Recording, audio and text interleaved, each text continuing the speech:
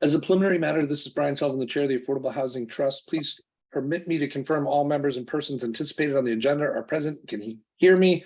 Members, when I call your name, please respond in the affirmative. Brooke Moore, I'm here. Dave Iverson, Here. Rima Sherry, Here. Penny Dye, Here. Tom Murphy, Here. and Meg Browers. Here. Staff, when I call your name, please respond in the affirmative. Tucker Holland, Here. Vicky Marsh. Here. Anticipated speakers on the agenda, please respond in the affirmative. Joe Grouse. I'm here.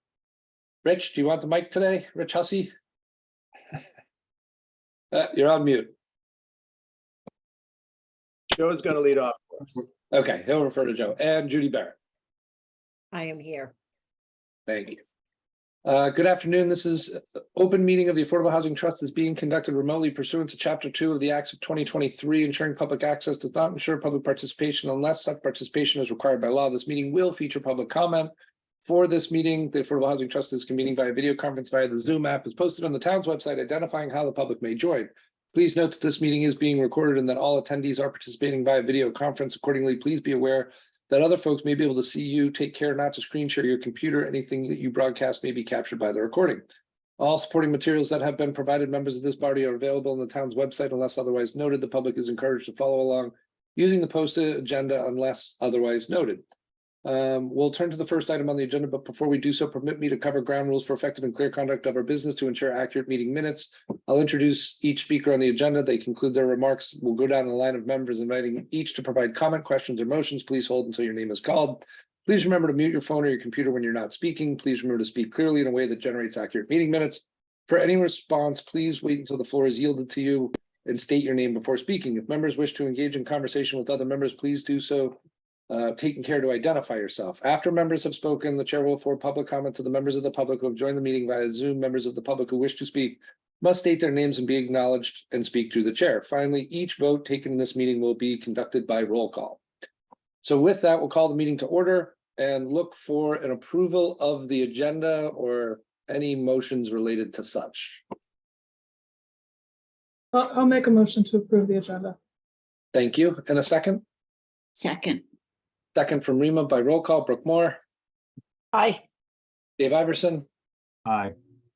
Rima Sherry, Aye. Penny Dye, Aye. Tom Murphy.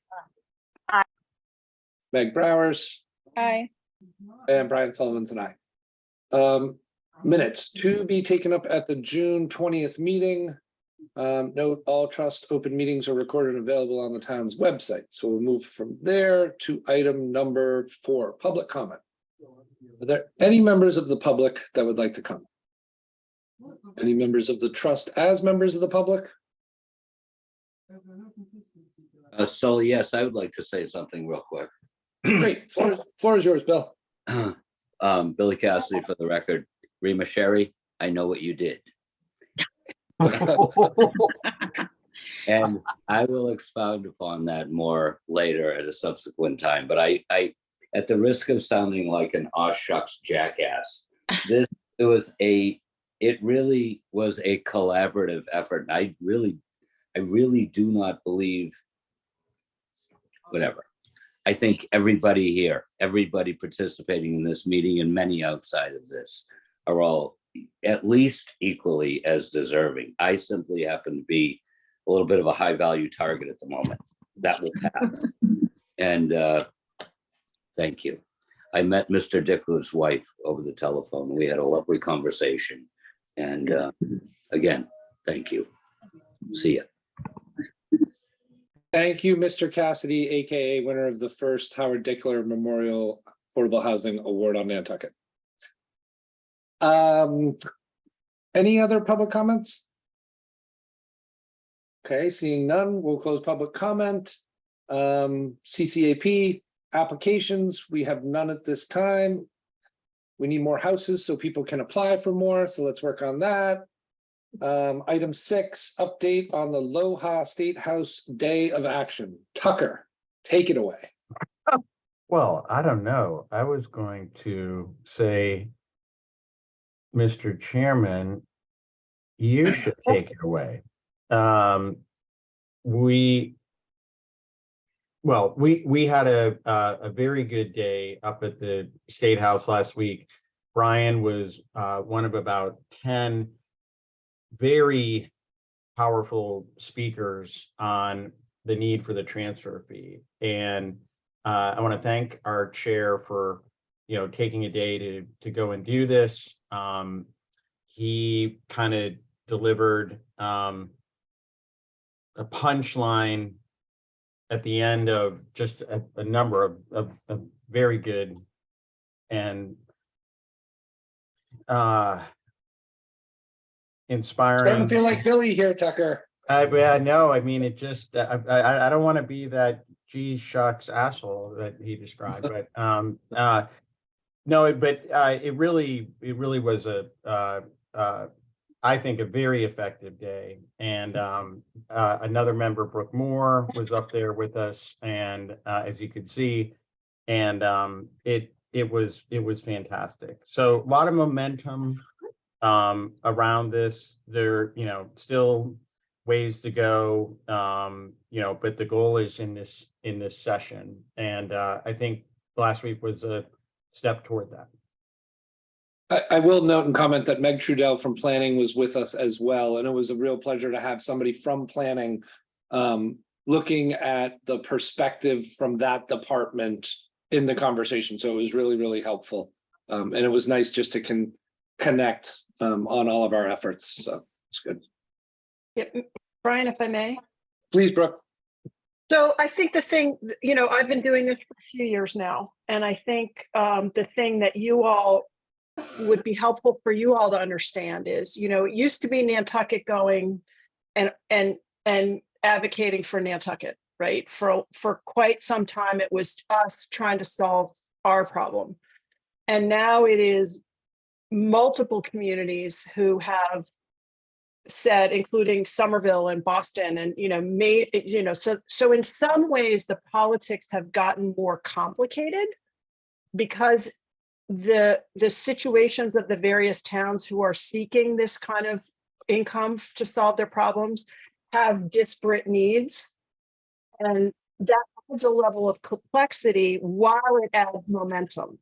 So it's, I've heard the phrase three-dimensional chess. We were playing two-dimensional chess, us in the Massachusetts Association of Realtors, and now it's multiple communities with different needs. And Julian will tell you it's a little more complicated and a puzzle to figure out now, but the fact that we have numbers of people showing up and advocating multiple times a year for this is a game changer. And so I'm feeling more hopeful than ever, despite that increased complexity.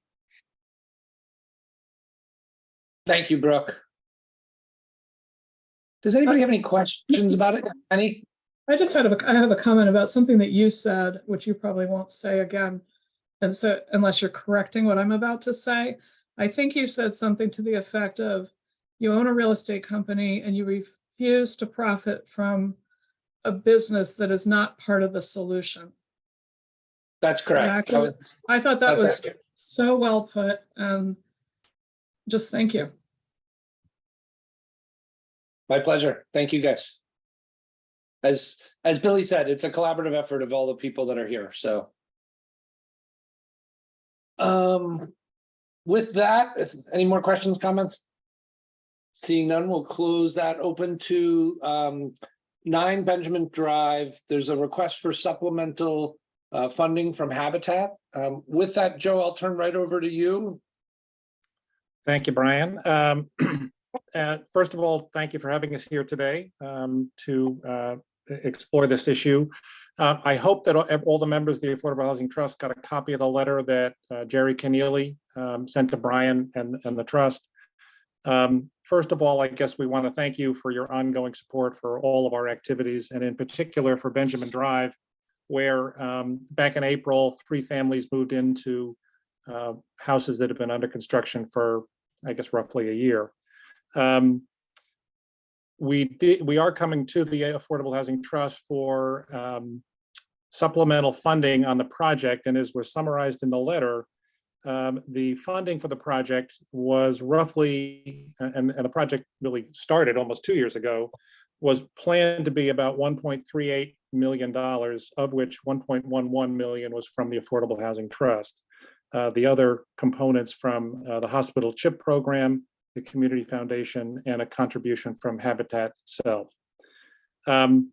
Like many builders here on the island, over the last 18 months, we have experienced cost overruns in materials, particularly lumber, cedar shakes, and the like, and have ended up here at the end of the process with a cost estimate for the 3 homes of roughly $1.62 million versus that 1.39, if you will, of funding. So we look to be short about $236,000. And we would ask the Affordable Housing Trust to help us and fund that shortfall. Again, the letter talked a little bit about where some of the elements are, and if you have specific questions about where our cost overruns ran, I'm going to step out of the way and let Rich talk to that, but we're happy to answer any questions. Great. Thank you, Joe. I'll come to Penny. Yes, Brian, through you to Joe and Rich.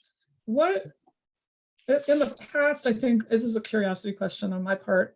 In the past, it seems that I know there's a requirement for equity hours invested by the owners of these, but how much of the other work is done on a volunteer basis, or is it all now paid? Pretty much, Penny, this is Rich. It pretty much has, because of COVID, essentially, we've transitioned from, maybe a 40% volunteer component part of the construction process to it's now maybe it's down really to the homeowners essentially finishing their homes by painting the interior and getting their hours that way. Yeah. In the old days, as a matter of fact, when I started at Habitat in 2010, we spent 2.5 years trying to finish a building, and that was all done with volunteers. And clearly that method couldn't go forward. So beginning after that house in 2010, we moved more and more to paying for certain activities that in the past have been done by volunteers. But we're at a point now where we don't have skilled volunteers to do framing, for example, or to do roofing. Those are some of the things that we used to do that we just can't do anymore. And COVID certainly stopped all of that, for those 2 years. And we've also turned towards modular construction. We've done our last 2 projects using modular construction. And as you know, it's a finished box that comes on site. The pros come in to do all of the hookups that have to be done by pros. And then essentially we're left with finishing the interior. So Thank it's been enough. That's helpful. Just to follow up question, do you see in the current climate ever going back to the previous model, the pre-COVID model, where certain contracting companies or subcontractors would be willing to take on the projects, or is that just not realistic at this point? 5 years ago, the Nantucket Builders Association worked with us on doing a professional build, volunteer-wise. We had probably 10 companies sign on to do elements of the construction with their crews. They'd come for 3 or 4 days. Yeah. And you can't go to that well every year, unfortunately. So maybe the time is right now to look at that. That's something we can certainly look at, but I think we're probably stuck in the mode we're in right now. Thank Getting you. skilled volunteers is very, very difficult, especially with all of the building that's going on. I know you're not impugning the painting job that NAREB did when you make that statement about skilled volunteers. You guys are great. The guys did a great job. Thanks, Rich. Thanks, Penny. I'm going to come to Brooke and then Dave. It looks like they have a couple of questions. So go ahead, Brooke. Less a question than a comment. I remember talking about this a couple of years ago, and one of the elements of this was timeline and speed of getting people into houses, that when you do framing and you're relying on volunteers, sometimes scheduling and all of that stretches out the timeline from, the beginning of a project to occupancy, whereas using modular really speeds up that timeline. And then, yeah, people just have too much paid work. There's no, and they're working 80 hours a week to just fulfill the work that they're doing. So if we ever have a recession, heaven forbid, that may be a different situation, but. I mean, just to comment on that, if I could, Brooke, I mean, I think we would love to have more volunteers, but as Rich summarized, in a modular situation, so much of the finished work is done by skilled tradespeople. If we want our families to get their 350 sweat equity hours, we have to sort of, you can't have too many volunteers show up. It sort of sucks up the amateur or the volunteer kind of project. So I guess we're always open to that, but it really depends on making sure that the families get their sweat equity hours in. Thanks, Joe. Dave?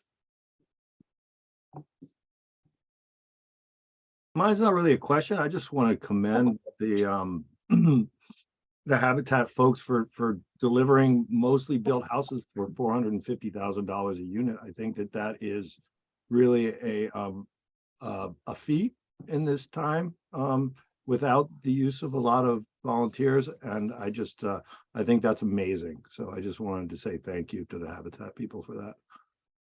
Thank you. Thanks, Dave. Tucker? Yeah, Habitat does fantastic work. I just was going to say on the financial side, our chair and I met yesterday with Brian Turbot, the finance director, and we have funding available through prior CPC annual allocations, and this is actually a great example of why having the CPC make those is so helpful. When situations like this come up, we're able to address the situation. So we have funding available, and just wanted to make the board aware. Great, thank you, Tucker. I'm gonna come to Vicky, who just raised her hand. Vicky? Just want to follow up. So Tucker, thinking with my legal financial hat on, where is there a particular article that would fund this, or? Yes, we discussed two particular appropriations yesterday with Brian Turbot, so we can get you the information, but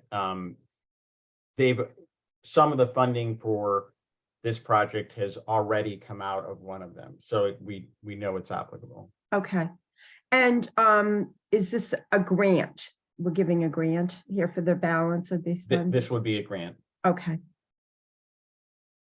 And these are restricted below the 100% limit. Right, okay. Brooke? If I would be prepared to make a motion, Mr. Chair, if the board's ready.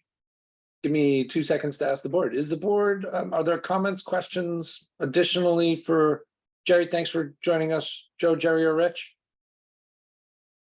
Seeing none, Brooke, the floor is yours. I move approval of the additional subsidy to Habitat for the 9 Benjamin Drive unit in the dollar amount of, help me please, someone. 236,000 to be allocated from the appropriate funds as advised by the finance department. I'll second that. So we have a motion from Brooke and a second from Dave. Any commentary on the motion? Seeing none, I'll move to a vote. Brooke Moore? Aye. Dave Iverson? Aye. Rima Sherry? Aye. Penny Dye? Aye. Meg Browers? I love all these faces. It's hard to find all the members. Chantal Murphy? Aye. And Brian Sullivan's an aye. Guys, thank you for the work you're doing. Come back soon. Oh, we will. We'll be back. Good. But thank you all. And again, it's a pleasure working with all of you, certainly for Jerry, Rich, and I over the last 10, 11 years. It's been a great partnership here on the island, and we certainly appreciate your support in helping our mission, put homes, make homes available for folks here on the island. Thank you. Great job, Thank guys. you. Thank you very much. And if we have this RFP coming due for Waite Drive for the 3 lots and the 6 homes we propose to build there. So we'll be coming to you, hopefully if we win that in a couple of months. Awesome. Thank you very Awesome. much. Thanks, guys. Bye. With that, we'll close item 7 and move to item 8, year-round restriction advisory committee discussion. So we took this up at a previous meeting. We had some kind of lively thoughts, different inputs. Today, Judy Barrett has joined us. Thank you, Judy. I'm assuming you're here for all of our agenda items, but this one, maybe a little bit of extra attention. Tucker, I'm going to come to you for the moment. You're squinting at me. You don't want me to come to you? Okay. Yeah, no, that's fine. Again, our chair and I had a chance to discuss this yesterday with our finance director. He is supportive of this work and definitely sees the value of Judy's involvement with this. If it's useful, Mr. Chair, I could kind of discuss the scope of work that Judy may be performing with the group. I think that's probably the best case. So Judy has been. Yeah, Judy, if you would Build in mind, kind of the intent and put together a scope of work. If maybe Judy could kind of give us an idea of what her thoughts are, and we can go from there. Do you want me to screen share this? Sure. Okay, might just be easier on all of you to be able to see it. So I put this together just kind of based on conversation that Tucker and I had last week, where I think we were both in the car. That might have been when you were driving back from Boston, maybe, and I was heading to New Hampshire. So I was trying to think about, well, what would be involved here? And I knew that you guys had talked about possibly having a working group, which is great. So I just put together a scope that I thought made sense based on my conversation with Tucker. And so I figured we would, consult to you about possibly the makeup of that group, look at models of maybe similar types of programs. We all know about Vail. But I think it would be worth it to just maybe spend a little bit of time and see what else might be out there. Not a lot of hours on that, but just sort of I think covering us on finding out whether there's some stuff that might be advantageous to Nantucket to know about. And then designing a framework for kind of a series of discussion meetings, which I just sort of tried to lay out here as to what those topics might be. What are the assumptions we're making when we assume that a deed restriction to limit ownership or rental to year-round residents, kind of what are the underlying assumptions in that? Because I think it's important to be clear about what we think that's actually going to do. And I know you've talked about this a lot, but I think the working group needs to have that conversation. Figuring out what it takes for someone to demonstrate eligibility. What does that look like? A conversation about the existing bill that Senator Sear has filed. Understanding perhaps whether there are some priority populations that need to be considered and how we might account for that. Looking at different ways that a restriction might be applied based on whether it's units that the trust is acquiring versus working with a developer with an existing housing development proposal. Those restrictions might be somewhat a little bit different crafted just because of the context. Understanding who's going to hold the restriction, understanding the duration of the restriction, because there's some legal issues around that are going to need to be vetted, certainly with town council. Would there ever be any cause for any kind of hardship waiver? What are the fair housing implications? And do we kind of understand what that might mean? And then a process, which I really believe this is critical, to evaluate what the restriction is doing. So it's one thing to have like a bunch of assumptions going into a project like this, we think having a restriction for year-round occupancy is going to do X, Y, and Z. Well, you're going to want to evaluate it and see, did our assumptions actually bear out? Are there things that we need to change in the model, the program, how we're doing this administratively or otherwise? And then once you sort of have that kind of understanding about what the sort of questions are, having a consultation meeting with Tucker and town council about any kind of legal issues that perhaps we should be aware of, facilitating those meetings. When Tucker and I talked, we thought maybe 6 was probably about the right number. Thinking 1 is in person, the others might be remote. I'm flexible on that. It's which is what we discussed. So I've kind of laid out what those 6 meetings might be. It's basically taking those questions I had on the first page and trying to package them into a more coherent set of discussion items. And then assisting the working group and the housing trust with some kind of community meeting, because you need to do that. Iron out any kind of remaining legal issues with town council, and then basically give you a final report to sort of document how this was done, what decisions were made, what issues were discussed, and how the restriction would be evaluated over time in terms of its effectiveness for what you want to accomplish. That's kind of what I put together. Because that's what made sense to me. And then I just put together a budget based on internally here who would be doing what. And my bottom line was 28,690. Thank you, Judy. Judy, what do you consider a timeline kind of to get started and potentially work this group through a process? So I wasn't sure what your timeline was, frankly, for establishing the working group. Just going from my experience with another working group on Nantucket, where I think it's taken probably longer than anybody had hoped.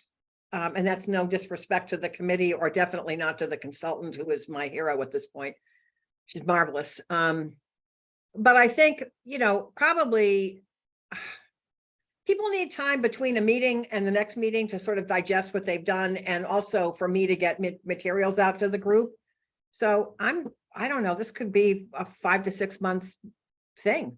It could be faster than that if the group wants to digest material faster, but I mean, I'm just trying to be honest with you. I think it's probably about that long. Okay, so that puts us near the first of the year for completion, or hopefully before the holiday. I would think so. I mean, I'd like to get it done as much as you would. So Columbus Day. probably. Brooke.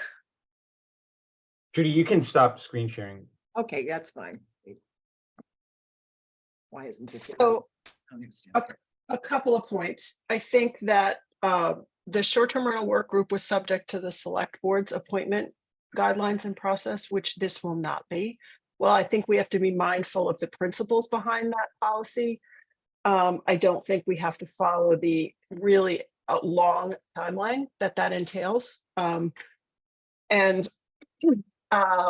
I want to make sure that we're coordinating with the communications department when we set up the application process. We talked a lot in our last meeting about ensuring broad representation from the community on this group, and making sure that we're finding the channels of outreach to do our best to ensure that this work group is representative of diversity, socioeconomic, and racial and ethnic and language and all of it. And I think a year-end timeline it's better, given the short-term rental work group's experience of it always takes longer, that we might set a goal of being finished, early December with some room built in. And then I would do the contract with including the possibility of additional meetings as needed built into our approval of the budget for this, because inevitably when you learn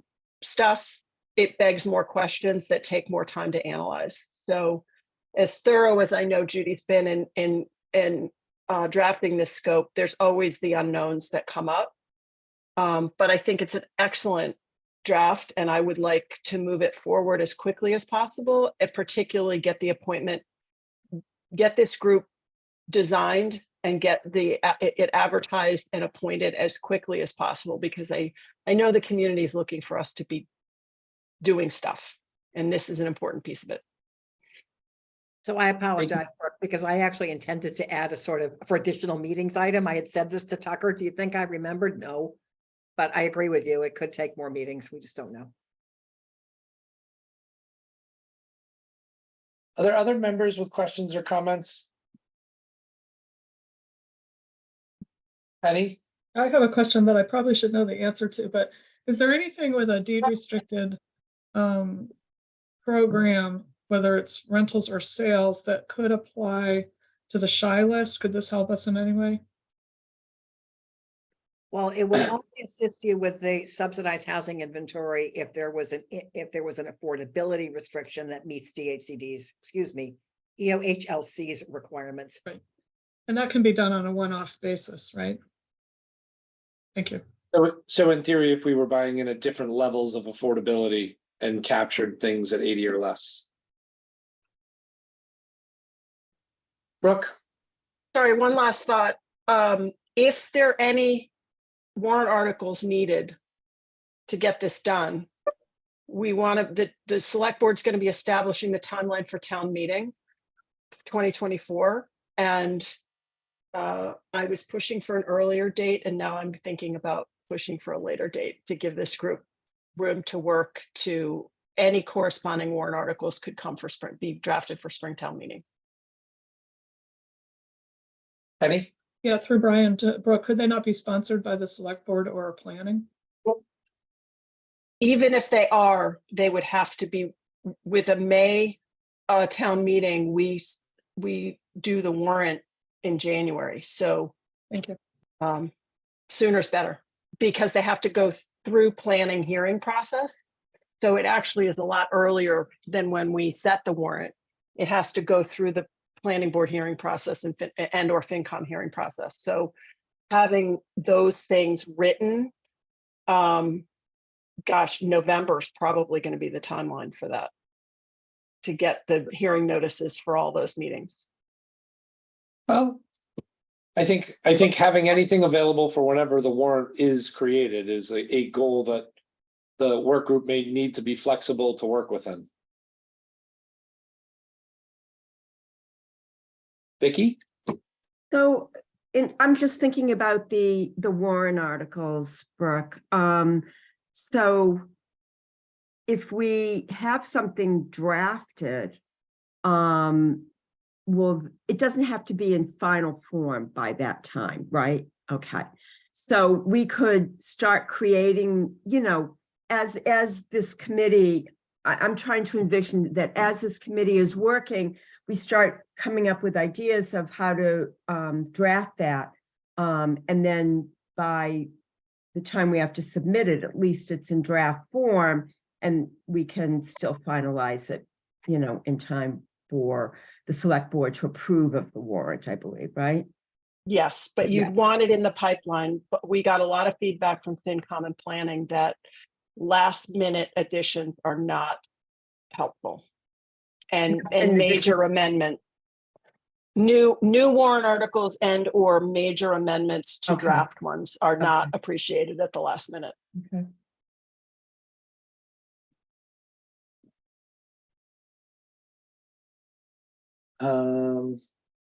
Judy, at our last meeting, we were having conversations about the makeup of the group looking like 9 at-large members with potential ad hoc members from various departments, whether it was finance or planning coming in.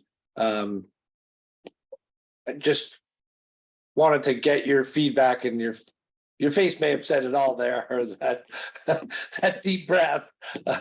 Is that a large group or? I would try to keep it around 9. Okay. You end up with a big committee.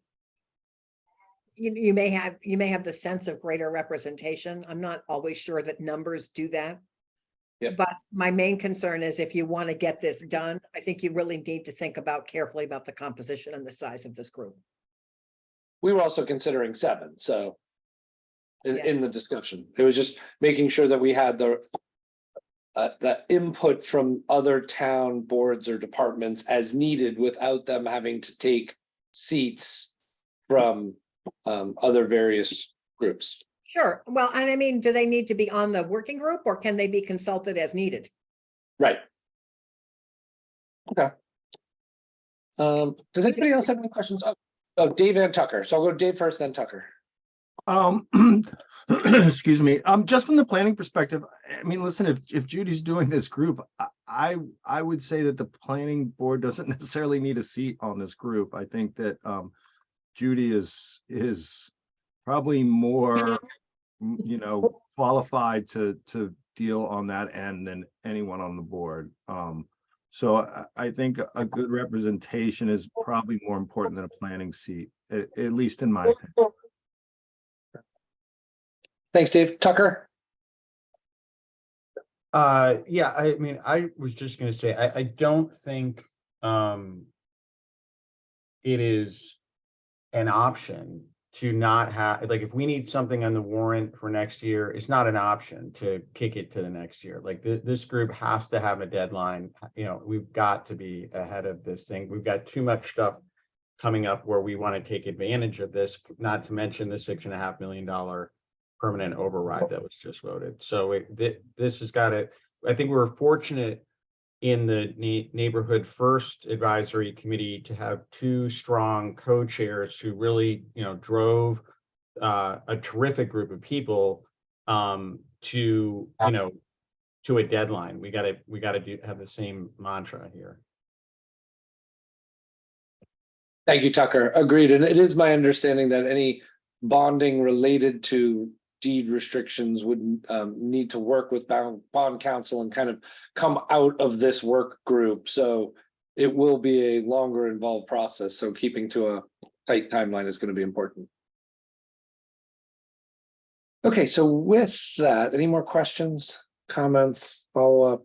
I think we should probably look to take some sort of action on the proposal and kind of move us forward. So with that, do any board members have a motion they'd like to make related to the proposal put in front of us? I Go just ahead, have another question. Out of what bucket are we funding this? This would be out of our operations. Thank you.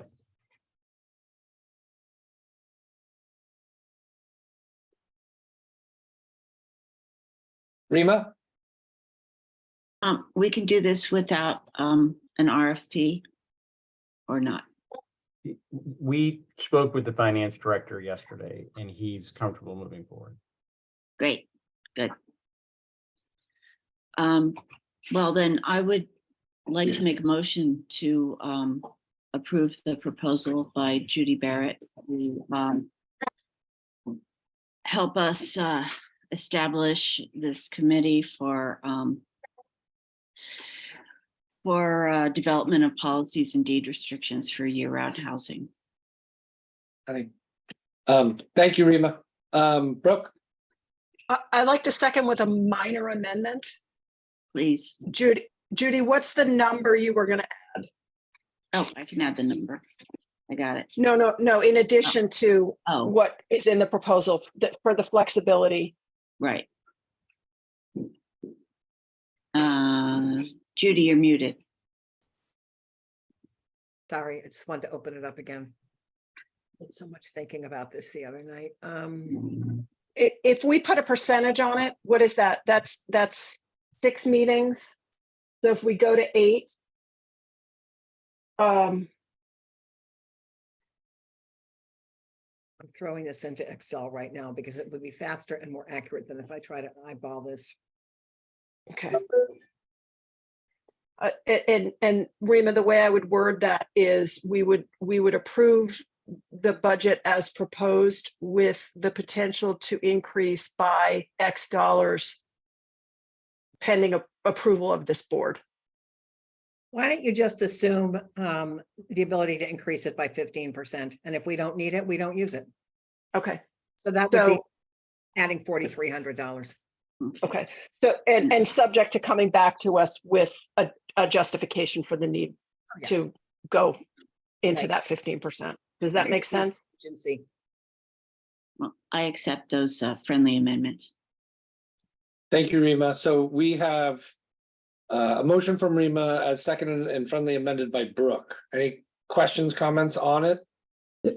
Penny? Yeah, not on, well, related to the motion, I want to have more discussion about who constitutes this group. This is a separate vote from that. I just want to clarify that. Okay, so after this vote, you want to have a clarification on that? Okay. At some point, it doesn't have to be today. It could be next week or whenever. So my impression from reading the proposal is that we will work on that aspect with Judy within this group and then come back to develop the application for the group. Perfect. A future meeting. So on the motion as made and amended, Brooke Moore, Aye. Rima Sherry, Aye. Penny Dye, Aye. Dave Iverson, Aye. Meg Bowers, Aye. Chantal Murphy. And Brian Sullivan's an aye. Judy, thank you very much. Thank you. So I assume I excited- don't need to stay on though, right, Brian? Is that like- You don't. We're nearing the end, so I think you're okay. Okay, thank you Jump all. on to the next thing. Thank you. You all, take care. Bye-bye. Mr. what Chair. is- Yes, Tucker.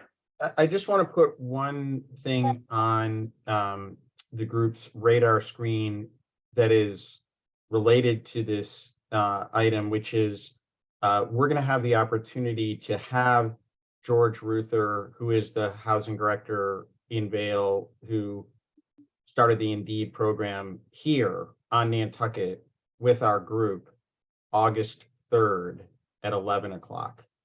Cool.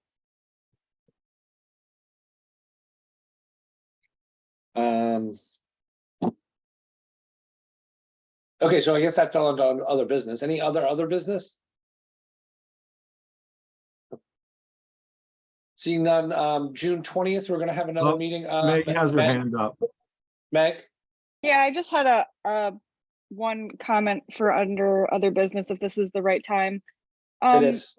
I wondered if for our, maybe not our next meeting, because it's just next week, but maybe our meeting next month, and I know Tucker's short-staffed, so I don't even know if that's a reasonable timeline, but I feel like it might be helpful if we referred back to the housing production plan and sort of did like an update on where we're at with those units and with these different projects, and just sort of like put some of those projects on the agenda, maybe just to keep ourselves and the public up to date with how things are progressing. I think that's Just a great. thought. Just a Yeah, thought. I'd love to dust that off and see where we've come from and where we're going. Brooke? And sort of on a similar, slightly connected vein, I've been in strategic planning meetings with at the select board level the last 2 days. And we talked a lot about collaboration and cross planning between the select board and other boards and committees. And I would love this board to think about what we might accomplish if we were invited to a select board meeting to hold a joint meeting on a Wednesday night as part of a select board meeting sometime in the not too distant future. Because it's another really good platform for updating the community on what we're doing. I might have to tap Rima because I'm having a baby in the not so distant future. So if that meeting happens soon, Rima, you're up. Well, I'm not, but I am. Rima, floor is yours. Yeah, at the site visit for the Orange Street properties, it kind of came up. I think we need a survey of that property to be available to potential applicants. And I think we need to locate the tree on the survey and probably, a rough thing of the scope of the, reach of the tree, which I'm sure that they could do. But again, I know how busy our current surveyor is.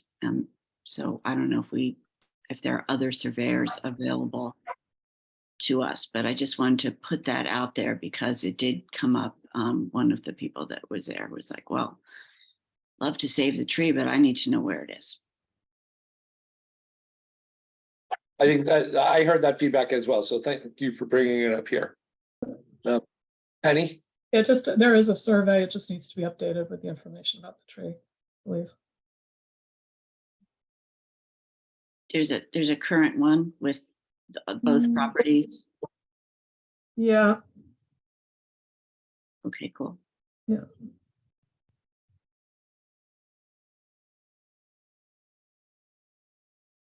Well, that makes things less Okay. complicated. I get some affirmative head shaking from Penny. I think we're good on that. Would Tucker, well, I guess we'll look to whoever did that survey to update that survey with the tree. Easier said. Is true. Okay, so that covers other business. Everybody's good for the next meeting. Board comments. Any board comments? Are we going into executive session? Well, that was my next question. Because I have something I'd like to share there. Great, well, then we're going into executive. I don't want to have a meeting just to do that. Too late. We're having executive session. But this is. I'm blaming you, Penny. A real estate Sorry. matter, Penny, or? Mm-hmm. Okay, so with that, item number 11 is executive session. We're looking, I think the language got changed. I can't read it off. I'm sorry. Looking for a motion to adjourn this meeting, not to return to public session, to go into executive session to discuss. Go ahead, Brooke. This is posted with the wrong language. Vicky, are we in trouble? You're on You're mute, muted. Vicky. So the language as written, Vicky, Yeah. says executive session pursuant to GL 30A 21A7 to comply with or act under the authority of any general special law, federal grant in aid requirements. Purpose 7, the open meeting law GL 30, blah, blah, blah, to review executive session meeting minutes from April 7, 2023. Yeah. Yeah, Okay. we can't do real Can't estate. do this, no. Yeah. Yep. Better safe than Right. sorry. Penny, we're not having executive session. Next This next week. posted- Next week. Yeah, This posted and we'll save it for next week. so we should probably make sure that next week's agenda is updated. Yeah, to- that was just a pickup from approving those. minutes. Last time. Yeah, of course. Yeah, So with that, understood.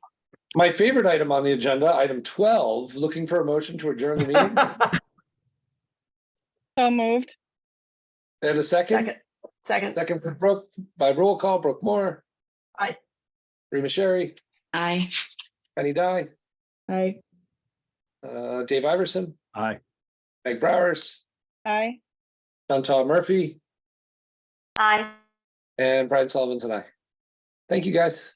Thank you. Bye-bye.